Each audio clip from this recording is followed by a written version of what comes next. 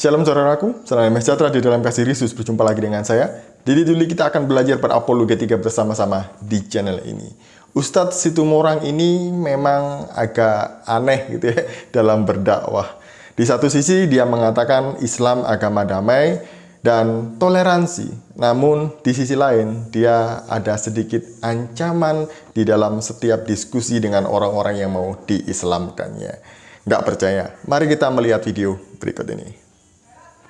Bapak sudah dengar penjelasan kan saya? Saya bicara Allah dalam sisi Al-Quran, bicara Yesus dalam pandangan Taurat dan Injil, kemudian siapa Yesus dalam pandangan Al-Quran. Transparan kan ajaran Islam itu? Iya. Mau nggak saya Islamkan sekarang? Tapi satu hal harus kalian catat, demi Allah, Islam itu agama toleransi dan tidak ada paksaan. La ikraha fid din. Tidak ada paksaan. Silakan masuk Islam, silakan tidak. Tapi kalau tidak masuk Islam sampai besok pagi kalau meninggal, insya Allah neraka jahanam. Siap? Saya pakai bahasa selalu begitu. Umar kan begitu. Ada seorang menantang dia ketika menjadi khalifah. Demi Allah, kau masuk Islam atau kubunuh kau? Aku Islam kan. Di kemudian hari beliau ini menjadi gubernur. Apa dia bilang? Demi Allah, seandainya Umar tidak tegas keras kepadaku, mungkin sampai hari ini aku masih kafir. Itulah membuat saya tertarik, tegas bicara di akhir dialog itu. Dia ngomong, Pak, demi Allah, seandainya Umar tidak tegas dulu kepadaku, mungkin sampai hari ini aku kafir. Kubunuh kau, kata Umar. Tapi kalau orang jil ini ribut ini, kayak bebek begitu. Apa yang terjadi, Pak? Itu saya bilang, demi Allah toh. Kita sama-sama Batak, sama-sama bicara logik, sama bicara kitab suci. Itu sudah bacakan di Injil tadi. Jesus not God. Bukan Allah. Toh. Kalau nggak punya uang bisa ngutang sama saudara, tidak punya beras ngutang sama tetangga. Kesalahan dalam milih agama, risikonya neraka loh toh. Khalidina fiha abada. Mau saya Islamkan sekarang. Kita sama-sama Batak loh. Saya Islam sekarang. Nah, dengar sendiri kan apa yang disampaikan oleh Ustadz Situmorang. Jadi ini ceritanya dia sedang berdiskusi dengan seorang perempuan yang katanya perempuan ini adalah istri dari seorang penginjil atau misionaris. Dia tidak jadi berangkat ke gereja karena dalam perjalanan dia melihat video di YouTube itu ceramahnya Ustadz ini. Dan kemudian dilihat, loh, kok gini? Benerkah ini? Akhirnya dia nggak jadi berangkat ke gereja dan mencari Ustadz ini ya, Ustadz Munsir Situmorang. Setelah ketemu, diskusilah mereka. Dan kemudian inilah tadi diskusi mereka. Jadi Ustadz Munsir mengatakan bahwa Islam ini adalah agama yang toleransi dan tidak pernah ada paksaan. Tapi, ada tapinya, dia tadi bilang bahwa kalau kamu nggak masuk Islam saat ini juga, besok kamu mati, neraka jahanam. Ini sangat toleransi sekali dan sangat tidak ada paksaan sekali ya. Kalau kita lihat, lembut sekali cara Ustadz Situmorang mengajak orang masuk Islam. Jadi nggak ada paksaan dan sangat toleransi, tapi ada tapinya. Ancamannya adalah besok masuk neraka jahanam katanya. Dan dia tadi itu meniru gayanya Khalifah Umar. Khalifah Umar itu juga seperti itu dulu. Kalau mengajak orang masuk Islam, kalau dia nggak mau, ancamannya adalah kamu masuk Islam atau kubunuh kau, katanya begitu. Jadi ya takutlah, apalagi sambil bawa pedang dan di belakangnya banyak pasukan gitu ya, pasti orang gemetar dan pilih masuk Islam. Ya begitulah kira-kira dakwahnya dulu ya, supaya Islam bisa diterima dan kemudian anggotanya bertambah semakin banyak. Ini bukan kata saya juga, bahkan sebelum Umar pun ini sudah terjadi. Zaman Muhammad ini juga sudah terjadi. Jadi ketika perang-perang itu orang-orang kafir diancam, dan mereka kalau nggak mau masuk Islam hanya dua pilihannya, bayar jizyah atau dibunuh gitu ya. Nah, kalau masuk Islam, aman, mereka akan dilindungi. Ini ada di dalam buku yang mencatat mengenai sejarah peperangan Muhammad, yaitu Kitab Al-Maghazi Muhammad, di halaman 776, yang berbunyi demikian. Jika kalian bertemu dengan musuh dari kaum musyrik, tanyakan kepada mereka salah satu dari 3 pertanyaan. Apapun jawaban yang mereka berikan, terimalah dan jangan sakiti mereka. Ajak mereka untuk memasuki Islam. Apabila mereka bersedia, terima mereka dan jangan sakiti mereka. Setelah itu, ajak mereka untuk berhijrah dari rumah mereka ke tanah milik mereka yang berpindah. Apabila mereka setuju, katakanlah bahwa mereka berhak atas hal yang sama dengan orang-orang yang berpindah sebelum mereka.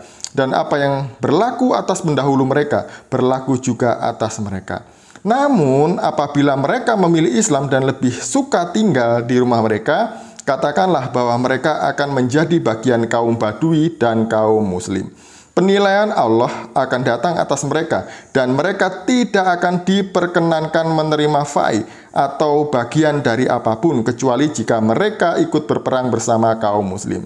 Jika mereka tetap menolak, jika mereka tetap menolak, tawarkan mereka untuk membayar pajak jizyah, dan apabila mereka setuju untuk membayarnya, terimalah mereka dan jangan menyerang mereka. Apabila mereka masih menolak, mintalah pertolongan Allah dan perangi mereka. Jadi itu ya, bagi mereka yang terima ajakan mereka untuk masuk Islam, musuh-musuh mereka akan diterima dan dilindungi, tidak diperangi dan mendapat bagian sebagaimana bagian yang diterima oleh pendahulu mereka. Namun, bila mereka menolak, mereka harus membayar pajak jizyah. Namun, jika mereka tidak mau membayar pajak jizyah, pilihan yang terakhir adalah perangi mereka. Jadi, perangi mereka itu ya dengan pedang, nggak mungkin perang bawa pisang kan nggak mungkin ya. Jadi, bawa perang, panah, tombak, dan lain sebagainya. Dan pada akhirnya juga akan terjadi pembantaian, pembunuhan. Inilah syiar Islam yang pertama dulu, salah satunya adalah dengan cara seperti ini. Sama juga yang dilakukan oleh Umar tadi, seperti yang disampaikan oleh Ustadz Munsir Situmorang. Dan Ustadz Munsir sih lebih lembut, cuman ada sedikit paksaan, tapi katanya tetap itu tidak paksaan dan itu tetap toleran katanya dia. Meskipun ancamannya adalah neraka jahanam. Dan kemudian dia tadi itu lanjut, ngapain kamu tetap bertahan di dalam Kristen? Karena Jesus is not God katanya, atau Yesus itu bukan Tuhan. Contohnya kita bisa melihat di Injil katanya, buktinya ada di Injil. Di dalam Yohanes 17 ayat yang ketiga kata Pak Munsir. Mari kita melihat di dalam Yohanes pasal yang ke-17 ayat yang ketiga. Begini bunyinya. Inilah hidup yang kekal itu, yaitu bahwa mereka mengenal Engkau, satu-satunya Allah yang benar, dan mengenal Yesus Kristus yang telah Engkau utus. Ayat ini populer sekali dikutip atau diklaim oleh Ujlim, bahwa ayat ini kata mereka itu menunjukkan bahwa Yesus itu hanya seorang utusan, bukan Tuhan. Padahal ketika mereka ingin membuktikan, ingin menggagalkan ketuhanan Yesus, memakai ayat ini itu bisa dipatahkan secara langsung dengan sendirinya gitu ya. Karena justru ayat ini itu menguatkan mengenai ketuhanan Yesus. Mari kita bahas pelan-pelan, baca pelan-pelan. Kata Yesus, inilah hidup yang kekal itu, yaitu bahwa mereka mengenal Engkau, Allah Bapa, satu-satunya Allah yang benar, gitu ya, dan mengenal Yesus Kristus yang telah Engkau utus. Mengenal Sang Firman yang telah diutus datang ke dunia ini untuk sebagai korban tebusan bagi orang berdosa. Nah, pertanyaannya adalah kenapa untuk diselamatkan dari dosa-dosa, dari hukuman akibat dosa-dosanya, manusia harus percaya kepada Yesus Kristus yang telah Engkau utus. Kenapa Yesus menjadi salah satu syarat keselamatan? Apakah manusia, nabi, pernah mengatakan ini? Percayalah kepadaku maka engkau akan selamat. Tidak pernah, kecuali Yesus. Karena dia adalah Sang Firman yang keluar dari Bapa, yang diutus oleh Bapa datang ke dunia ini untuk menjadi tebusan, kurban tebusan bagi banyak orang. Bagi siapa yang percaya kepada Yesus, maka dia diampuni dosa-dosanya. Dia tidak lagi binasa, melainkan mendapat hidup yang kekal. Berbeda kalau percaya kepada nama-nama yang lain setelah Yesus, gitu ya.